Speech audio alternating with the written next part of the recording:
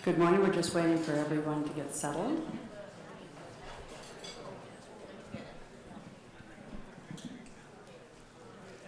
We're going to have a welcome by Nancy Davis. Everybody, thank you so much for being here today. This is kind of our mid-year forum. We do this a couple of times a year when we have our next Race to Race MS, which is going to take place May 5th this year, which is Cinco de Mayo. We will have another one of these, and everybody will be here as well. We had meetings yesterday, and it was pretty exciting, all the research that's going on. I really am so grateful for this whole team of doctors who is here, who's really donated their time, their talent, and put down the traditional barriers that exist in MS research, or any medical research for that matter. And everybody collaborates, communicates, and reports everything. And so the idea is that we're going to find a cure for MS much quicker. I was diagnosed with multiple sclerosis about 25 years ago, and at that time, it was pretty bleak. There was really no known cause, no cure, no drugs on the market, and really no hope. Everybody told me I should just go home and go to bed, and the most that I could look forward to in my life is to operate the remote control of my TV set. I was a young mom with 3 young sons and a lot of energy, and I couldn't imagine that that was sort of the end of my life as I knew it. I was fortunate that I could go get second opinions from some of the best doctors in our country, and was sort of fascinated to learn that most of the best doctors were doing pretty much identical research as each other, but seemed to think that they were the only one doing it. And I thought, gosh, I have this really unpopular disease, and it seems so hopeless. If we could put the best and the brightest to work together as a team, maybe we could find a cure for MS quicker. Long story short, we have something called the Center Without Walls. We have never spent any money building a building, no mortar and brick. We just are funding the most brilliant minds in our country in MS, which is this team here, who I'm so grateful to be even sitting here with them. And probably by December, there's going to be the 15th drug that will get FDA approval for MS. If you look at when we started some 25 years ago, there was 0. And today there's 15. There's no other disease that's happening in. And I really know we can't take credit for all of the drugs, obviously, but many of them, and especially the one that's about to get FDA approval, which I'm sure you will hear about today, we helped do the pilot studies for. So we're grateful for everyone's participation, and thank you for everything you do, and we all want to find a cure and cross that finish line and win our race to erase MS. Thank you.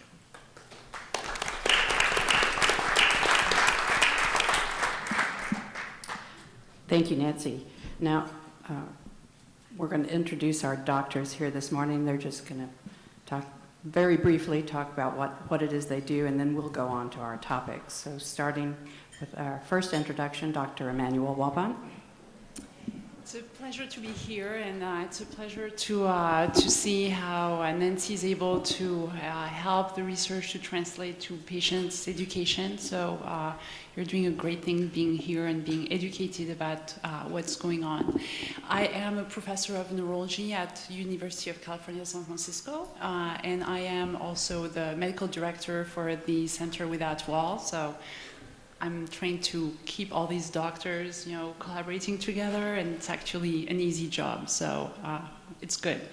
I am doing research in risk factors for MS, so factors that may be in the environment associated with genes that result in the development of MS, and I specifically study that in children with MS, and I also do clinical trials of promising agents for MS. Thank you, Emmanuel. Dr. Peter Calabresi. Good morning. How's everyone doing? Good. So it's a pleasure to be here. Thanks to Nancy and Claudia. It's always fun to come out west. I'm a neurologist at Johns Hopkins and have the privilege of directing the MS Center there.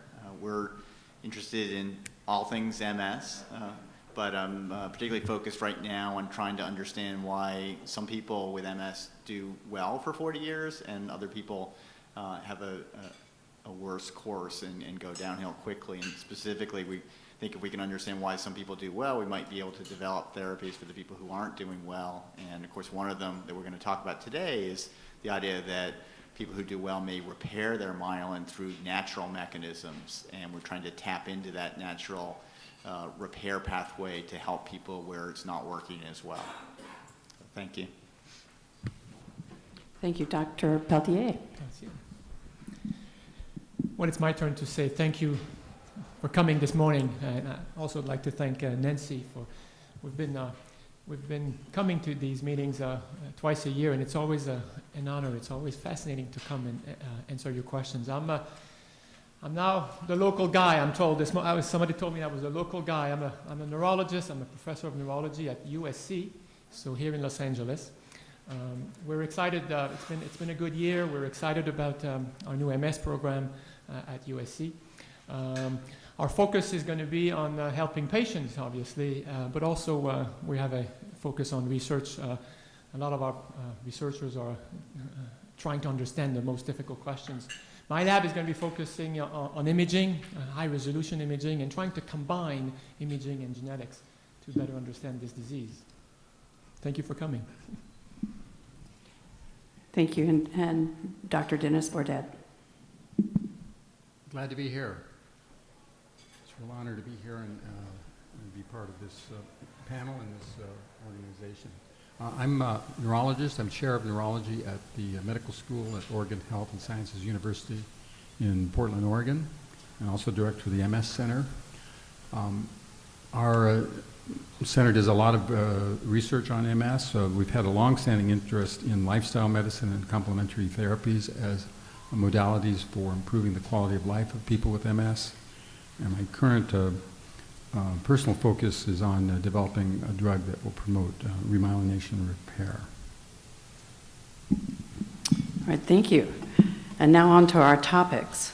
Our first topic today is stem cell therapy. I'm sure you've all been seeing Facebook postings about all the latest and greatest in new stem cell, and Dr. Wabant's going to shed some light on what's really going on. So we have decided to put the topic of stem cell therapy on the discussion today because there's been a lot of posting and media attention on that recently, and I think there's a lot of confusion about what the stem cell therapy can be. I will not talk too much about the stem cells that may help actually directly the repair, because that's a topic that Dr. Calabrese may cover in the repair and remyelination, but I'll give you an overview of the three big types of what people refer to as stem cell therapy. So there's three big categories. One is actually relating to bone marrow transplant. And people call that stem cell therapy because patients who undergo bone marrow transplant actually have their bone marrow harvested for stem cells, and the stem cells are re-injected after they receive heavy-duty chemotherapy. So that's kind of taking the cells of a patient, giving them later, hoping that you wipe out the cells that are responsible for attacking the brain and the spinal cord. The other type of stem cell actually is called mesenchymal stem cells, and there's been a study, at least in the US and studies in other countries. These are a specific type of stem cells that you can get from the blood of patients, and you can administer them or sometimes from the bone marrow also. You can readminister them to patients once you have multiplied them in a petri dish, with the hope that they can actually initially people thought they would help the repair, but it seems that they are more immunomodulating. They're kind of just changing a little bit the way the immune response works. And then the third type of stem cell is actually very early cells that can differentiate in all sorts of different specialized cells, and you can influence them so they become cells to do some repair, and probably Dr. Calabrese will talk about that. There was a lot of attention in the stem cells for which there's been more attention and more studies done are actually the bone marrow transplant studies. Unfortunately, the bone marrow transplant studies, for most of them, have been done without allocating randomly patients to the treatment. Everybody in the study has been receiving treatment. And as such, there's no good control group to really compare what's happening after the bone marrow transplant compared to another treatment. So there are attempts right now to design such studies, but it's a little too early to say whether this is really a good strategy to go. Probably starting to treat the disease earlier rather than later, if you want to go through bone marrow transplant, would make sense from an immunologic point of view, but also injury of the brain point of view. And I would suggest that you just stay tuned to the new studies that are going to be done more properly to confirm whether this is working. The other types of stem cells are a little more experimental, I would say. The studies have been very few and very small. So also we're just trying to understand the safety and how to administer those cells. So very early also, but promising. Thank you, Dr. Wabant. Our second topic today is new treatments and therapies, which we all want to know about. So please, Dr. Peltier. Yeah. So it seems like every year we have a brand new drug to talk about in MS, which I think is great. As you all know, we have so many options, and we have new drugs to talk about. The one that I was asked to talk about is a drug that is not yet FDA approved. We hope to have potentially another drug approved by the end of December. This drug is going to be called Ocrevus, O-C-R-E-V-U-S, O-C-R-E-V-U-S. Ocrevus has been tested in relapsing remitting MS and also in primary progressive MS. Primary progressive MS is a subtype of MS. About 10-15% of our patients have this type of MS, primary progressive MS. Patients don't have attacks followed by recovery, but they have accumulation of disability from the onset of the disease. We currently do not, the reason why we're excited here is because we currently do not have an FDA-approved medication for primary progressive MS. And maybe the FDA is kind enough with us, with all of us, we may have our first approved drug for primary progressive MS. So we'll find out at the end of December. And then eventually we'll also get an answer whether or not we can officially use it, if you will, in relapsing remitting MS. What this drug is essentially it's an IV medication. So IV meaning you get an infusion. Essentially it's going to be an infusion for 2 infusions, 14 days apart, and then we repeat this 6 months later, and there's nothing to do in between. And every 6 months there will be infusion. So it's a bit different than what we know. It's a bit different than our injectables and our pills. But this medication has been tested against placebo in primary progressive MS, and it's been tested against a medication called Rebif in relapsing remitting MS. So we're excited. We may have our first drug for what sometimes we call progressive MS, especially primary progressive MS. It's a medication that I think will be used by many of us. We're excited about the data. It's a medication that has a good safety profile, so I think we're going to be using this drug quite a bit. There's data in terms to slow down the accumulation of disability, to slow down the rate of brain atrophy on MRI. So good and solid data, well-designed studies, and we look forward to use this drug. That doesn't mean that all of you should be switching from whatever drug you take to Ocrevus, obviously. It depends. The conversation is between you and your physician, and then whether or not patients switch to another medication, it's on a case-by-case basis. But that's what we have this year, coming up very soon. Thank you. And as someone with primary progressive MS, I'm looking forward to that, finally. So on our next topic, we have remyelination and repair, and Dr. Peter Calabrese is going to tell us a little bit about that. Thank you. So as Dr. Waubon said, for years there's been talk about stem cells, and of course the holy grail of stem cell therapy would be if we could get a stem cell to go into the brain spinal cord and repair the damage that's been done, so that we could actually make people who are disabled better and function better and have better quality of life. And unfortunately right now the transplanted stem cells don't seem to get into the brain in any large amount, and so that's been a biological obstacle that people are still working on. But the good news is that as we've studied people who do well with MS for 40 years, as I mentioned, it appears that some people have the capacity to repair their myelin naturally and other people don't. And in studying how that happens, it turns out that there's a kind of stem cell, it's actually called a precursor cell, that can turn into a myelin-making cell. And we call these OPCs, or oligodendrocyte precursor cells, but the oligodendrocyte is the myelin-making cell, and this is a precursor that appears to be in abundance even in adult brains, and is responsible perhaps for repairing some of the damage. And interestingly, it turns out that our brains continue to myelinate between ages 20 and 45. We always thought that myelination was a process that happened when we were very young and then was turned off. But it turns out that these cells may be participating in a low-level turnover process. So it would stand to reason that maybe we could tap into these cells, get them to wake up and myelinate more efficiently, and maybe that's what's happening in people who do well. So there are two lines of research going on. One is to understand the biology of these cells, what turns them off and what turns them on. And then there are clinical trials, because there are people in need, and why not try this? This is kind of an out-of-the-box idea, and there are actually 2 clinical trials that have been completed recently, which I'll briefly touch on.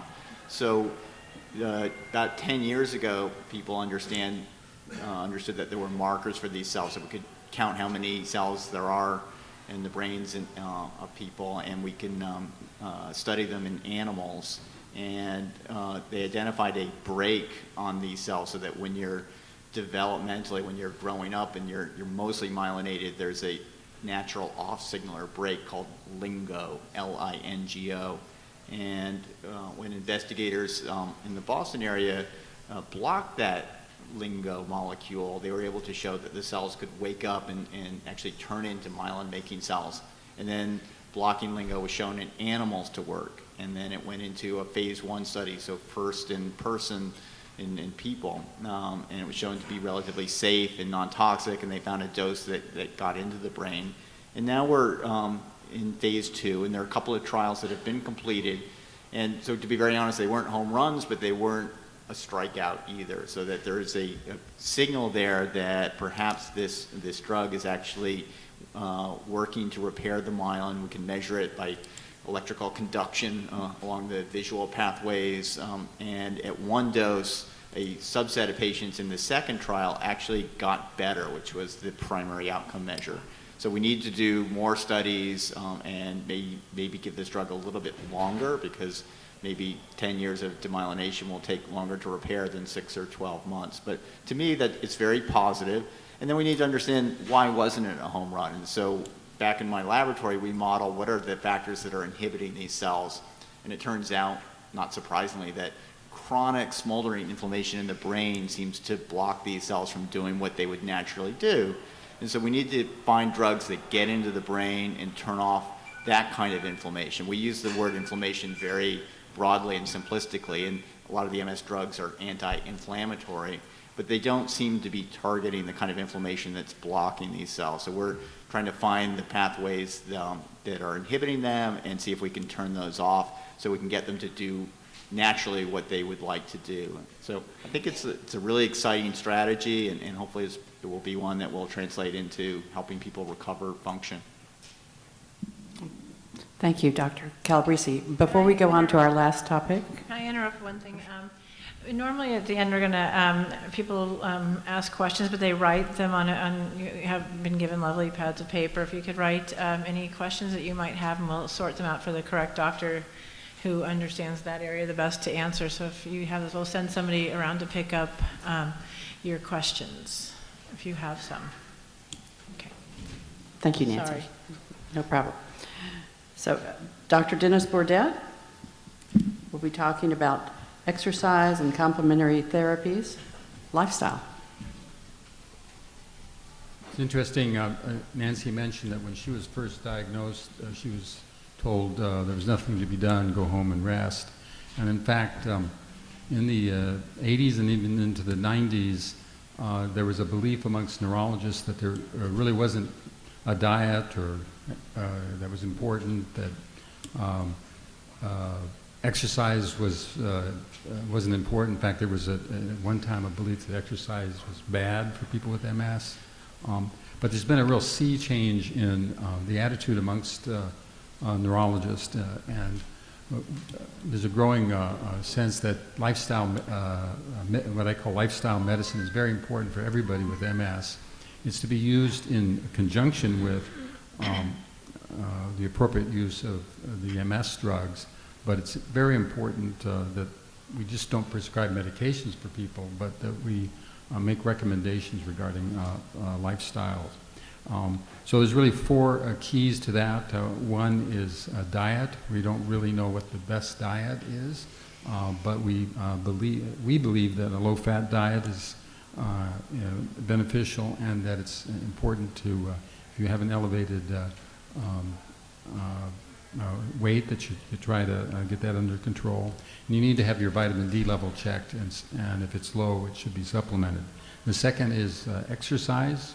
Aerobic exercise is been shown in animals and even in humans that it promotes repair and new brain connections, and it may well have a positive effect also on the immune system in people with MS. It clearly improves fatigue. It's the best treatment for MS fatigue is aerobic exercise.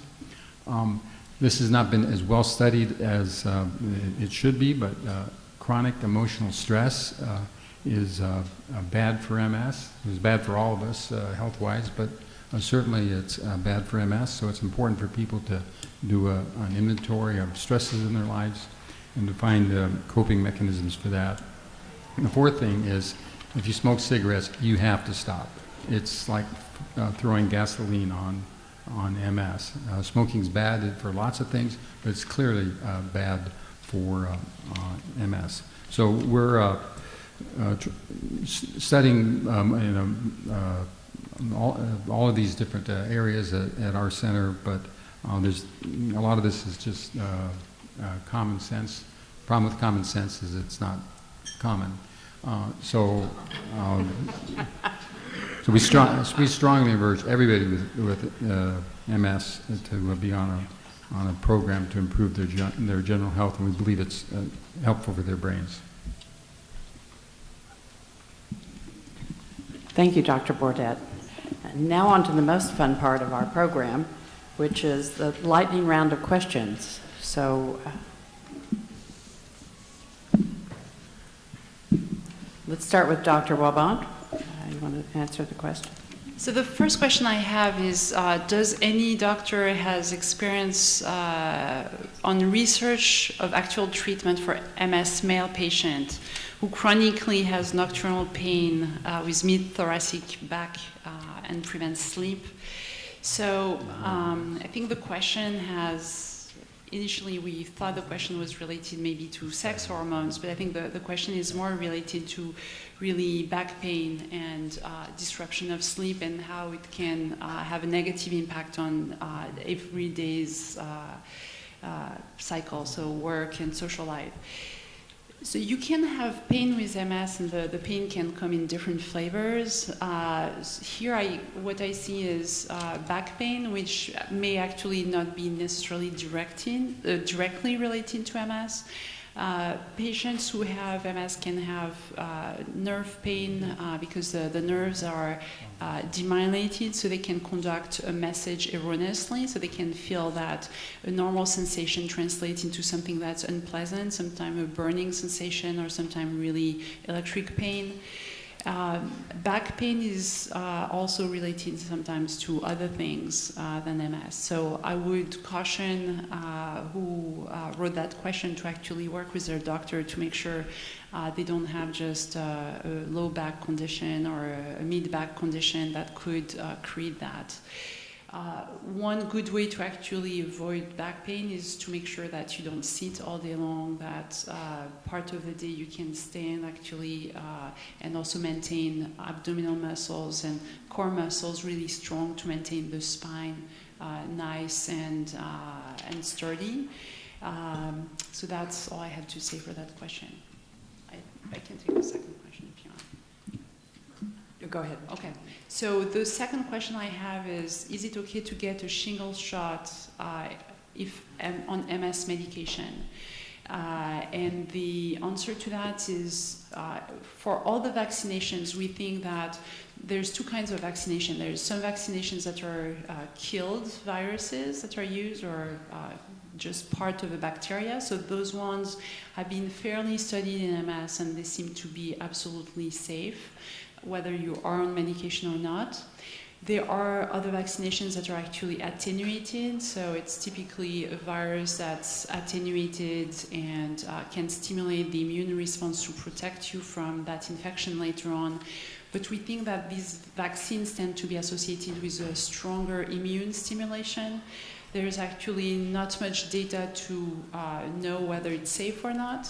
We tend to avoid those attenuating vaccines just because we don't know, but sometimes you have to do them because it's important for you.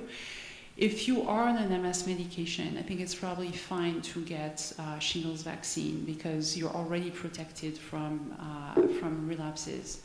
And short other question on that paper was, is ocrelizumab the same as Ocrevus? And the answer is yes.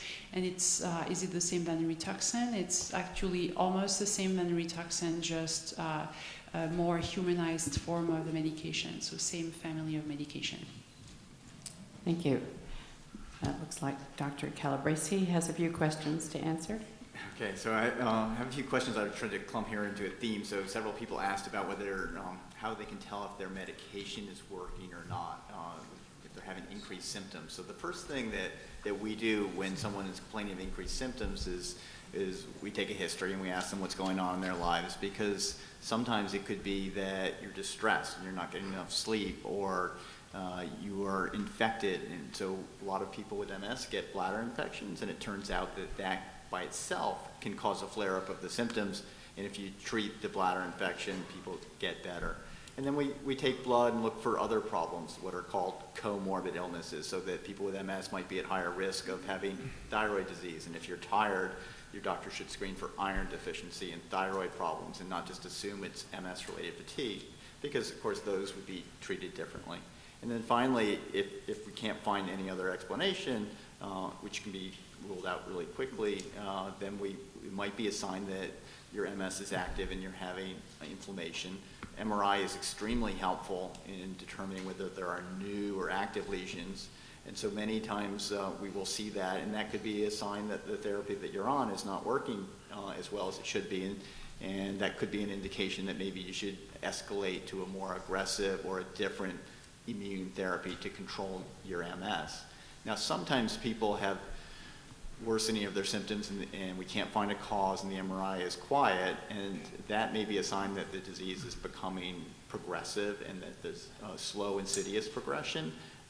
Interestingly, this is a sort of a transition period. It doesn't happen overnight, and there are some clinical trials with the drugs that are approved for relapsing remitting MS that suggest that if you're still fairly young and you've had a recent brain MRI that's active, you might benefit from being on one of these drugs, and that's what we're finding with the B-cell depletion rituximab, ocrelizumab data. And then recently a new version of fingolimod or Gilenya was tested called siponimod, and that showed that it might slow some of the progression in people who are kind of in that transition to progressive MS phase. Someone asked if they're having increased symptoms on Copaxone, should they take gabapentin?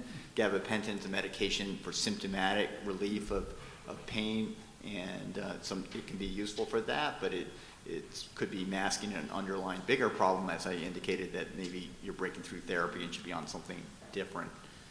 There's a question, would you recommend genetic testing for personalized approach to treatment? And what studies can you join to get genetic testing done affordably?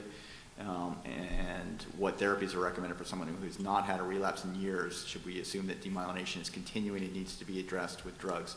So these are great questions. There's a lot of talk now from about personalized medicine, and we hope to get there in MS. There are over 200 genes that have been implicated in conferring risk of MS, and we're now starting to look at genes that might be associated with worse outcomes or benign disease.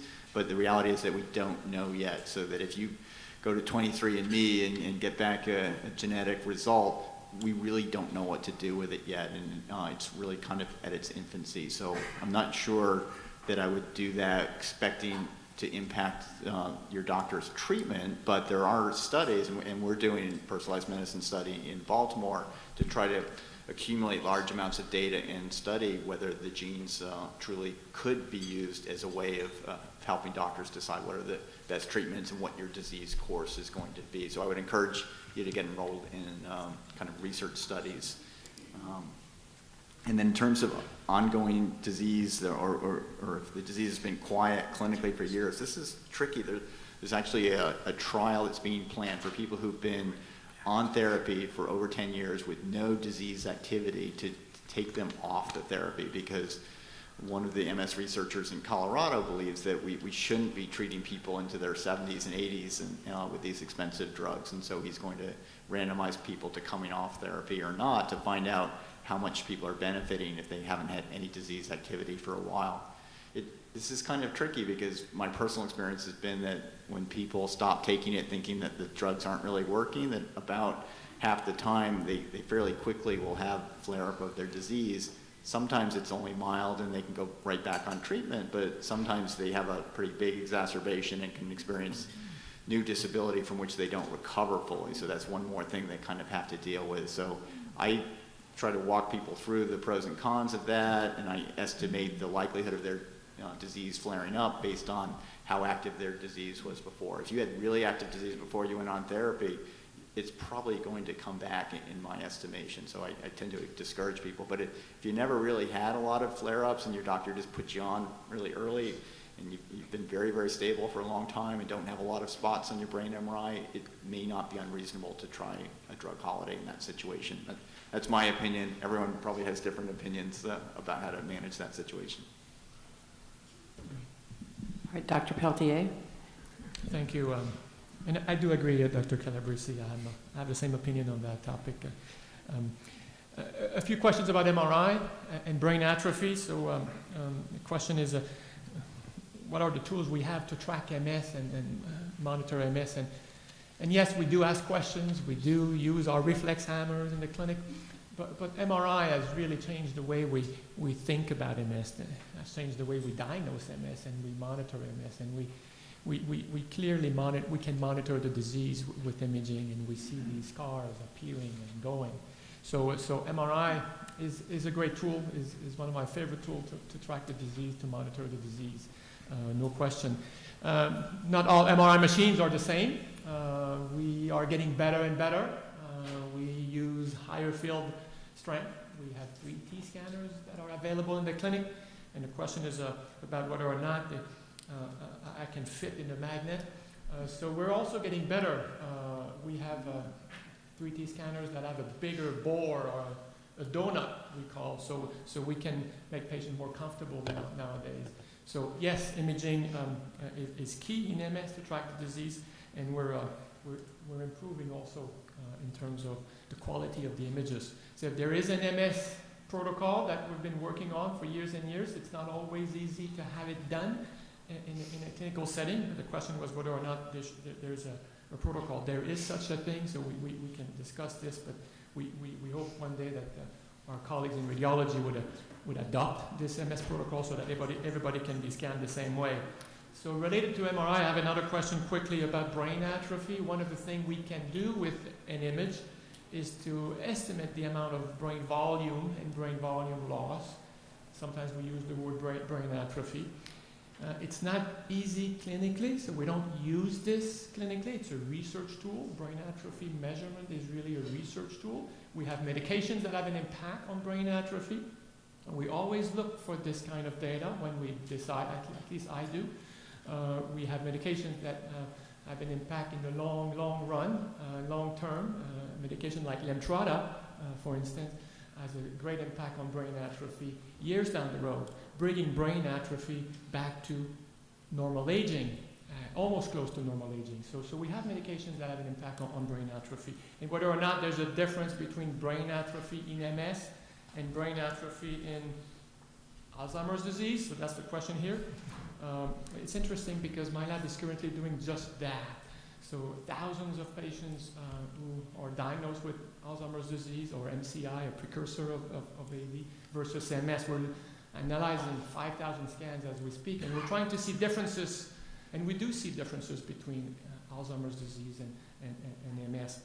But having MS doesn't predispose you necessarily to have a diagnosis of Alzheimer's disease. So that was another question. And Can then I ask you one question while you're saying that? As I'm getting older, I'm finding it's harder to remember everybody's name, and things are very important in my life. And I love to blame everything on MS, and I don't know that it's because of MS, but I think a lot of people of my age seem to be having this problem. Is this more severe because of having MS? that's right. So maybe I should be more precise.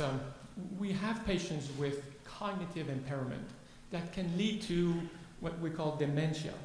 But that doesn't mean that this kind of cognitive impairment is the same as what we see with Alzheimer's disease. So there are many ways to have cognitive impairment. You may have vascular disease, multiple strokes, for instance. You may have multiple sclerosis, or a disease called Alzheimer's disease. So all of that can lead to dementia or cognitive impairment. In MS, we think that there might be differences between patients with Alzheimer's disease and actually MS. So the question I think that often arises is amongst more mature people with MS is are the problems I'm experiencing related to the MS or normal aging? I think the MS doesn't protect you from the sorts of minor cognitive problems that people develop as they get older, like finding names. Would you agree with, what's your name again? I don't remember. You're in trouble. But I think often a really good question to ask is, well, how do you, you ask the spouse and you ask the patient, how do you compare to people you know your age that don't have MS? And if the answer is, well, my spouse seems to be, with MS, seems to be doing pretty well, like all of us this age, or, well, it's a lot not worse. I think that's a key question, and maybe it's the best thing for initially sorting out whether it's age-related or it might be MS-related.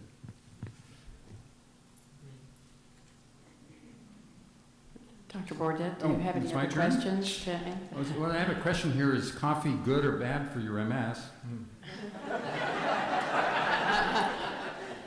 I certainly hope so, since there's a huge urn back there of coffee. There's really no evidence that it's bad for your MS. Actually, might help fatigue. One thing I would caution, though, is insomnia, sleeping difficulties is very common amongst people with MS, and caffeine will certainly contribute to that. So we don't think it's bad for your MS, but if you have sleeping difficulties and you're drinking a lot of coffee, that's probably contributing to it. There was a question about from an individual who's been paying attention to her diet and running an ultra marathon, and the question is, does running marathons worsen MS?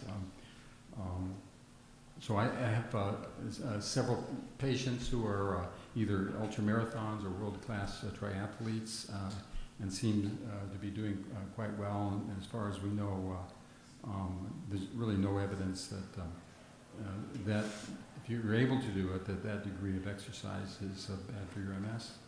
It does raise questions about your judgment, but Great. just joking, whoever wrote that, it's just, While we're on that topic, may I add that we are going to have a run walk, which has a half marathon in it, with the Grove on June 3rd. So if anybody wants to sign up, we would love to have them involved. And we are honoring Jamie Lynn Sigler this year at Race to Race MS, which she's very deserving of that. And she sort of brought that to us last year, so we're going to have a huge run. So if anybody wants to be in this race and start training, now is probably a really good time, because it's really an official marathon as well. It'll be a 5K and a 10K. there's a question about hyperbaric oxygen treatments for MS. Now, I don't know what's driving this. So this was briefly very popular in the 80s. People were going and getting hyperbaric oxygen treatments at local hospitals. There was a randomized trial with sham hyperbaric oxygen versus real hyperbaric oxygen in MS. And it clearly showed that there was no benefit to hyperbaric oxygen in MS. But for some reason it's reappeared. And if you think about it, unless you're going to live in an oxygen tank the whole time, at best would have a transient benefit for some symptoms. So I don't recommend hyperbaric oxygen treatment. And not bee stings either. No. Is that making a comeback? I keep getting that question. I know. Well, they have to be special killer bees. So Dennis, as a follow-up to that, there's another question about does increased circulation of the blood and increased oxygen help MS? And so there was a presentation at the European MS meetings a month ago in London by Ken Smith suggesting that increased oxygenation could be involved in rescuing mitochondrial function and energy supply. And he actually showed that oxygen therapy decreased inflammation in EAE animals. And so what do you think about strategies to improve mitochondrial health? So mitochondria are the little factories in all of our cells that make the chemical that is the energy of the cell.